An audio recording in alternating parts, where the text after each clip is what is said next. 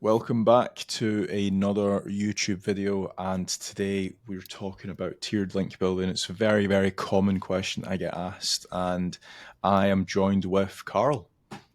Hi guys.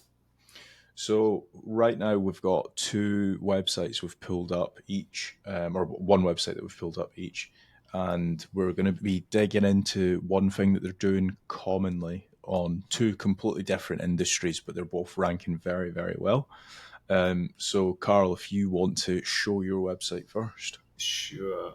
I'll just hit share and I'll show you the overview screen because it's probably I've got a few screen tabs open, so it's just easier to do it this way. So this is a niche that I'm very familiar with. Gambling.com. It's probably one of the biggest, I would say, or at least one of the biggest in the gambling industry. Specifically, affiliate these guys are focused on. Yeah. So it's one of those where, they rank for a hell of a lot of keywords. You can see 207,000 organic keywords, 1 million organic traffic, huge evaluation. They've got loads of referring domains, loads of backlinks. So what we want to do is, or what me and Kaz are talking on, is a lot of people, when they're building links, they tend to forget about tiered link building. They build brand new guest posts and they often just forget about the links that have to go to their links, which then go through to their website. So this is just one example of one niche. So you can clearly see it's dominating the niche. And I just want to dig into their link profile here. So I'm just going to share the next tab. So what we've done is we went into Ahrefs, backlinks. We've selected do follow just with the, focused on just the do follow link side. You can select all, it's fine. Obviously, if you want to see the no follow.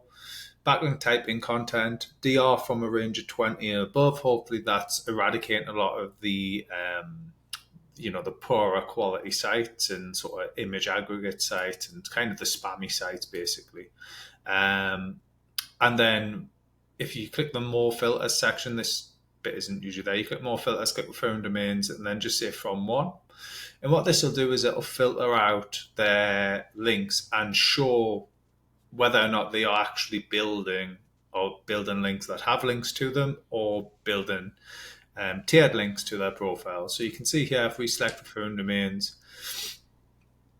and filter from high to low, you can see there's a whole bunch. Now, there is some here that are potentially load it up. It's potentially just it could be an affiliate, but it could also be an actual casino link into them, and where it's like a homepage link. So there's tons of referring domains there, but you can basically see scrolling down, they've got a lot of like guest post style links which have tons and tons of referring domains into this link. So it's quite a substantial amount. The 1,248 of them. Referring domains in total that have at least one referring domain going through to it. Now, I think what happens a lot of the time, Kaz, is people ask, how many is the minimum and maximum when it comes to tier link building? Yeah. I would personally, my stance on that is kind of like, I would say a minimum of 3 to 4 links, really, because you're wanting to push a little bit of link juice through to it. You're not wanting for it to sit there with like one link and think, right, that's, I've done my tier. It's not much of a tier if it's only one link, right? So you kind of, in my head, if you think of a pyramid, you've got your tier 1 backlink at the top of the pyramid. Well, in order to get that right up the top of the pyramid, there has to be a bunch of other elements around it to support it, right? So I like to think, 3 to 4 tier 2 links usually to one URL is a good starting point. If it's a very powerful URL, that might actually, so in some of these instances, if we actually filter by keywords, you can see that some of them are picking up keywords and page traffic, right? Yeah. So this is a clear example of one that you might want to boost a little bit more, try and get it to rank for some more. Again, it just depends on what keywords they're picking up, of course. I think the most important thing when it comes to tiered link building is it also depends on the industry, right? Because if, say, for example, you're a plumber in Wyoming, nobody else is going to be doing tiered link building. So if you come along with that strategy, it's almost as if it's a no-brainer, because a lot of the harder industry guys are ranking or they're using tiered link building. What I'm going to show you guys as well is just a presentation that I done. This is going back maybe like 4 or 5 months now. But if I share my screen, so this is like a tiered link building example, like a visualization of how it all works. So you've obviously got like your tier 2 links here, and then you've got your guest post here. And then it all just links back to like your money site. And then same goes with like niche edits as well. So in some cases you would want to do tiered links to a niche edit, because again, you can sometimes pass a little bit more relevance to a niche edit. I think what you've also said there, Kaz, is what people don't always understand is, although the idea of a niche edit is to get it into an existing post and hopefully to have links going through to it, that isn't always the case, right? Sometimes you could be in a niche that is just, you can find the niche edit or the page to put the link on, but it hasn't got links going to it. Yeah, exactly that. So again, like with the niche edits, you want the links going through to it. You want Google essentially recrawling that page. The whole purpose of tiered links is if you don't have them, you're essentially not getting as many crawlers and spiders going back up to your website. You're not getting as much PageRank as well. I would show the PageRank simulator, but I tried using it the other day, and for whatever reason, it's just not working. But that's the whole purpose of tiered link building. One other example that I would say as well is, let's say, for example, if myself and Karl are competitors, right? And if we were to go and get a link from Forbes, best link that you could probably get, right? If Karl was to go and build tiered links to his Forbes link, he would have ultimately a better link than me. So again, when it comes to like these tougher industries, 9 times out of 10, you've all got the exact same links. And then it's all to do with like the tier, like what you're doing after that. How many tiers are you doing? Are you doing any tiered link building? Because if you're not, you're going to get left behind. Now, this is another website that does very well when it comes to tiered link building. This is Deloitte. It's a massive accountancy practice. I'm sure a lot of you guys watching would have heard of these guys. I believe they are international. Yeah, they are. But they've got one of the biggest accountancy firms in the world, I believe. Yeah, probably. Just looking at the sheer size of the website, I'll just pull up the actual stats. So DR92 website, 14.3 million backlinks, 176,000 referring domains, ranking for a whole load of keywords, 2.1 million traffic a month. Yeah, they're big.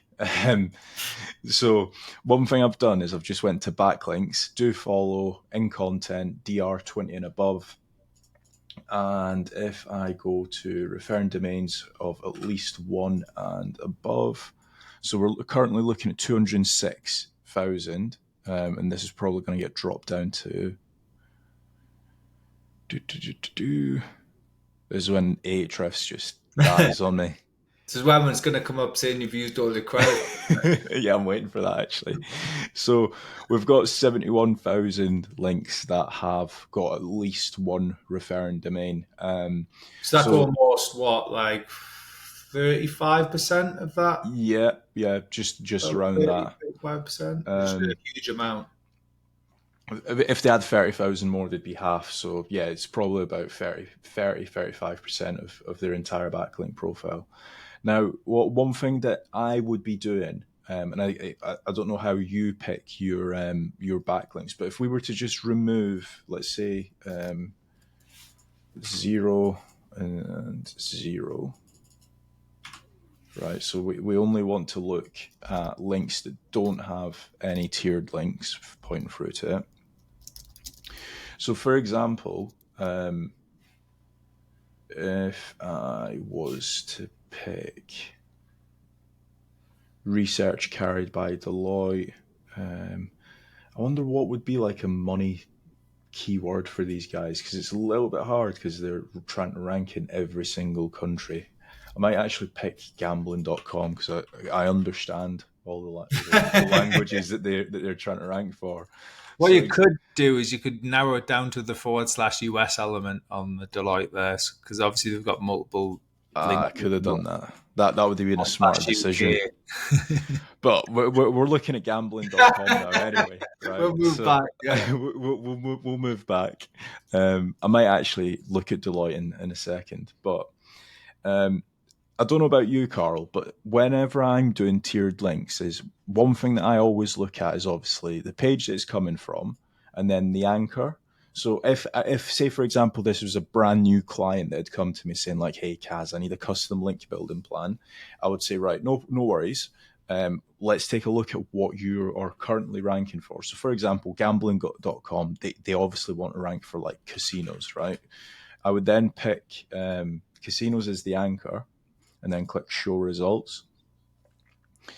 And then we've obviously got like some of these. So it's like top online casinos, new online casinos. So like this page here, again, it's like a DR25 link. We've got a DR38 link. They're not terrible links. They're like really relevant links, but the anchor is also relevant. So these would be the ones that I would be focusing on first when it comes to tiered link building. Is there anything that you do differently, Karl? Because I know sometimes we jump on these calls and you've got a slightly different strategy, but you get a very similar-ish result. Yeah, so we never go as granular as seeing what anchors they're sort of pushing, because one thing I try to always avoid is the element of creating a footprint. So Right, if okay. all of a sudden you start building only tier two links to money rich anchors, then it's like a glaring footprint. In my eyes, it's very easy to see that, oh, it's So clearly an SEO. what one thing that I'll always do is I'll pick like, let's say, one or two money related anchors and then like a load of different blogs. So you are mixing it up. But from a website that's never done any tiered link building to then going and doing some tiered link building, obviously you want to push a couple money pages and then a load of blog pages as well. Yeah. So similar-ish styles, different methodologies of getting the results. I think the key here is I think all of it will work, because Mhm. the core element with all of this is you don't want to become that black sheep on the page where you're just building tons of tier one links. You're opening yourself up for manual penalties, stuff like this, because the more and more links you build, essentially, is the higher risk it's going to get, right? Yeah, Uh, exactly that. And then sometimes, like what you mentioned as well, is you might want to take a look at which domains are getting the most traffic and build in tiered links through to those. Because obviously, those links, like for example, they've got a link here on the Independent, massive website. A lot of people would say, "Hey, yes, I've got a link on the Independent, great." But again, if you think of how big some of these websites are, so if we do a site colon on the Independent, they've got 11 million. They've got 11 million. Actually, I think I might have done a TLD there, subdomain there as well. So they've got 12 million pages indexed. And again, if you think of like the PageRank distribution across the entire website, all right, yes, brilliant. You do have a do follow link from Independent, but on the grand scheme of things, it's a 12 million page website. So this this could do with some more tiered links. and this is exactly where I absolutely can't stand it, is when people like that, oh, really, like, I'll have a Forbes link any day of the week. So they get the Forbes link, but that's all they do with it. Hmm. Like, oh, great, you've just spent like 2 grand on a Forbes link or an MSN link or whatever. But then you're not willing to spend a couple of $100 extra just to give it that little bit of a nudge and a little bit more, page rank sort of authority type thing. You're not willing to speak to them to see if they can, do some internal links to that page, because again, internal links from pages, that's one thing that I do quite like to do, and it's a little tidbit for people on here, is if you've got you're building links or you're getting your link agency, a decent agency will try to always get some internal links built. But what you could do is you could actually reach out to the webmaster and say, look, these pages on your site might have 100 tier 2 links going to each of them. Can you internally link that to this new post that we've just published? Because it's again passing that PR, isn't it? Like that juice. Yeah, so that's actually a really good point, and I'm going to show people how to do that as well, because that's also a really nice tactic that I like to do as well. So if we take a look and we'll do, let's say, let's take a look at, I'm going to try and find like a guest post website, right? So you've got Passion Enter. I mean that's a fine website, right? Let's say you get a link placed on this website. What you would then want to do is go to Ahrefs, go to Passion Enter, and then you could either do top pages, right? Top pages will bring back pages that get the most amount of traffic, or you can do best by links, right? So let's say we went and got a guest post from Passion Enter, and it's talking about how Karl Hudson is the best SEO in Newcastle, right? You could then outreach. UK. You could then outreach to these guys and basically say, "Hey, I can see that your page that's talking about the champions Atletico Madrid team. Can you internal link this through to my guest post?" And the reason why we're doing that is because this page here is getting a lot of traffic. It's ranking for a lot of keywords, in this case, it actually has 31 tier 2 oh no, sorry, 97 tier 2 links. um, or you can also do top pages as well and look at the pages that get the most amount of traffic as well. This is also another good strategy because there's actual real visitors hitting these pages. So that's essentially strategy number 2 from an internal linking tier, from an internal tiered link building point of view as well. You don't necessarily always need to build tier 2 links. No. It is pretty decent to do it because naturally websites do acquire tiered links. You could almost argue here, Kaz, it's like an internal tiered link building strategy, right?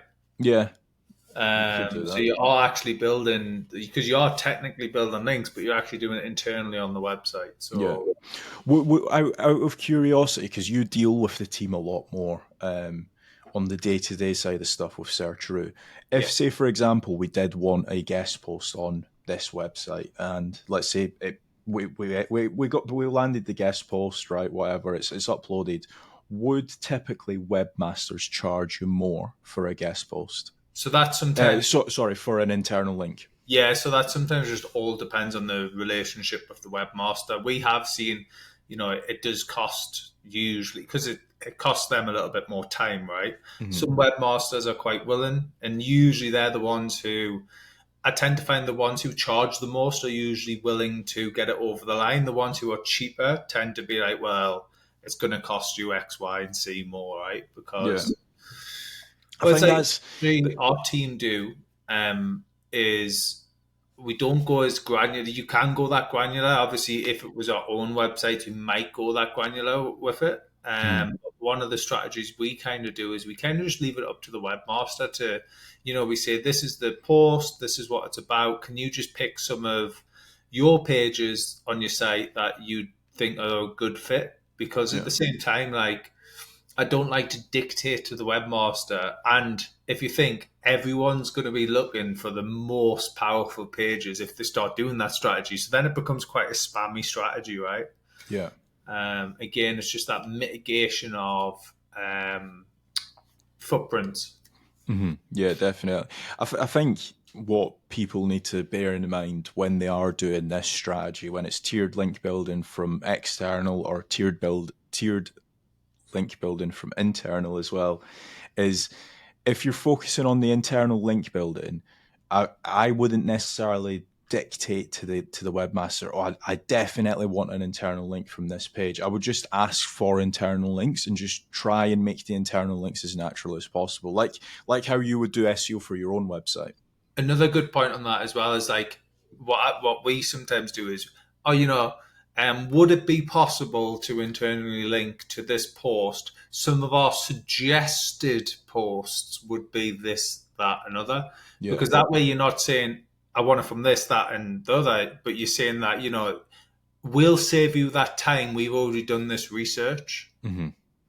and you're not demanding it. And sometimes you might only get one internal link, but that one internal link can definitely make a huge difference on the post. Yeah, I mean that's just basic SEO. At the end of the day, it's what would you rather, a website with 300 articles and no internal links, or 300 articles and at least two internal links to each page? Um, Exactly. so yeah, that has been our video and explanation on tiered link building. I hope everybody's enjoyed and learned a few bits. And thanks, Karl, for joining me. Cheers, Kazra. Cheers. Right.